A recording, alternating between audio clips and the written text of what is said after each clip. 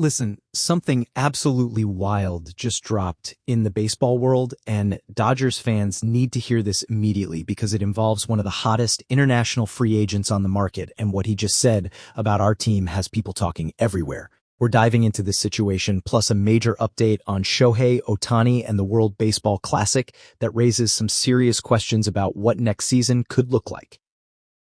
Before we get into all of this, make sure you hit that subscribe button because we're bringing you every single piece of Dodgers news as it breaks. This offseason is moving fast and you don't want to miss anything we're covering here daily.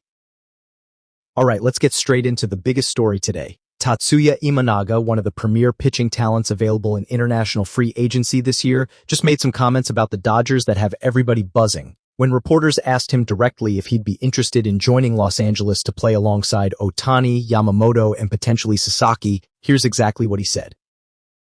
He acknowledged that playing with those guys would obviously be enjoyable, but then he took it somewhere completely different. He said that beating a team like the Dodgers and becoming a world champion by taking them down would be the most valuable achievement of his life. Those are his words. He's essentially saying he'd rather compete against the Dodgers than join them, which is honestly a pretty bold statement when you think about it. Now I'm going to be real with you. My first reaction was surprise, but the more I think about it, the more I actually respect where he's coming from. This guy sees the Dodgers as the mountaintop, as the team everyone needs to beat if they want to prove they're the best. That's actually the ultimate sign of respect for what this organization has built. He's not dismissing us or downplaying our roster. He's acknowledging we're the dynasty everyone is chasing and saying he wants to be the one who brings us down.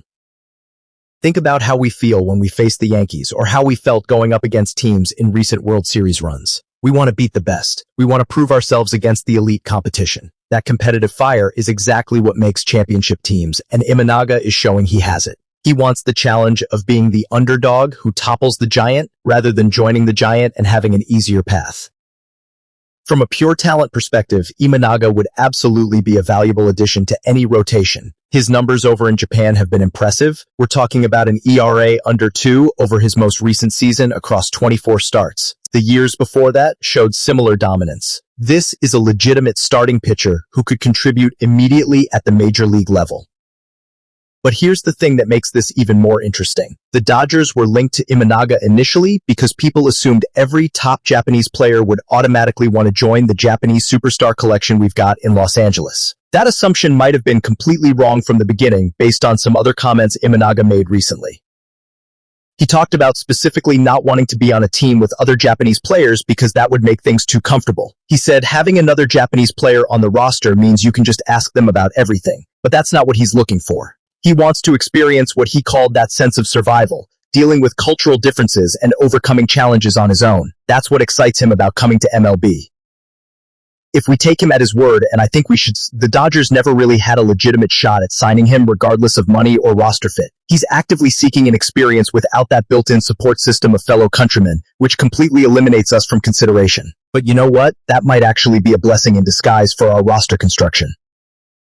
Think about the other teams that have prominent Japanese players. The Cubs have Seiya Suzuki, the Red Sox have Masataka Yoshida, the Padres have Yu Darvish. The Mets, Angels, and Giants all have Japanese talent on their rosters. If Imanaga is serious about wanting to forge his own path without that connection, all of those teams are suddenly off his list too. That means some of our biggest competitors for talent and potentially playoff matchups won't be getting this caliber of starting pitching. Teams like the Mets who are spending aggressively, or the Red Sox who desperately need rotation help, or the Padres who always seem to be in our division race, none of them land Imanaga if he sticks to this philosophy. That's actually a competitive advantage for us, even though we're not signing him ourselves. The Blue Jays become really interesting in this scenario because they don't have that Japanese player presence, and they're building something legitimate in Toronto. Could Imanaga end up there and potentially face us in a World Series? That's absolutely possible, and honestly would make for an incredible storyline, given these comments about wanting to beat the Dodgers specifically. Do I think the Dodgers front office is losing sleep over not landing Imanaga? Absolutely not. We don't desperately need starting pitching given our current rotation depth, but you can bet they're taking note of these competitive comments for future reference. If we do face Imanaga in a big game down the road, you know this team will remember him saying beating the Dodgers would be his life's greatest achievement. That's bulletin board material that championship teams thrive on.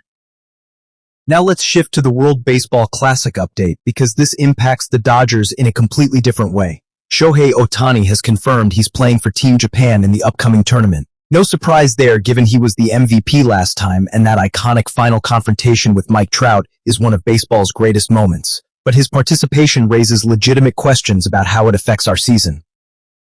The projected Team Japan roster has Ohtani potentially serving as a closer for their pitching staff rather than a traditional starter. They've got Yamamoto, Senga, Imanaga if he signs somewhere, and Imanaga all projected as starters, which pushes Ohtani into a different role. Meanwhile, in the lineup projections, they have him as the DH leading off exactly like we use him with the Dodgers.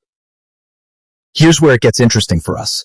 If Japan experiments with Ohtani in the outfield during the Classic, and if that experiment goes well, does that give the Dodgers ideas about using him there during the regular season? We know outfield depth is something we're constantly evaluating, and having the flexibility to put our best player literally anywhere on the field creates so many strategic options. The closer role in the Classic is fascinating too. We saw Ohtani pitch effectively this past season for us, though the Yankees did get to him a bit in the World Series. If he thrives coming out of the bullpen in high-leverage situations for Japan, does that change our internal thinking about his usage? Probably not dramatically, since we love having him as a regular starter, but it adds another dimension to consider.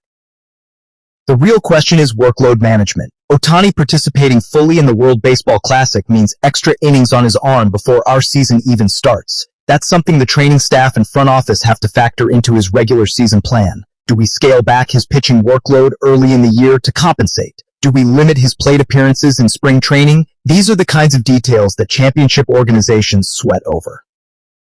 One thing I'm absolutely certain about is that Ohtani wants to compete at the highest level in every possible venue. The World Baseball Classic means everything to him and to Japanese baseball culture. He's not skipping it to preserve himself for the Dodgers season. That competitive spirit is exactly why we wanted him here in the first place. You live with the calculated risk because the upside of having that mentality on your team far outweighs the downside. Watching Japan's projected lineup and rotation, they're going to be absolutely stacked again. Ohtani leading off, Yamamoto anchoring the rotation, elite talent throughout the roster. If they go back-to-back as WBC champions, that only adds to the legacy and confidence of the Japanese players on our team heading into the MLB season. That's not a bad thing for the Dodgers at all. The matchup possibilities are endless too. What if Imanaga signs with an American team and ends up facing Ohtani in the Classic? What if we see Yamamoto dueling against other MLB aces in that tournament? These games have legitimate intensity, and the performances matter for player development and scouting purposes going forward. So where does all this leave the Dodgers?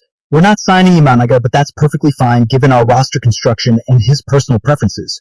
We're supporting Ohtani's WBC participation while being smart about managing his workload. And we're watching the international market develop with the understanding that we're the standard everyone else is measuring themselves against.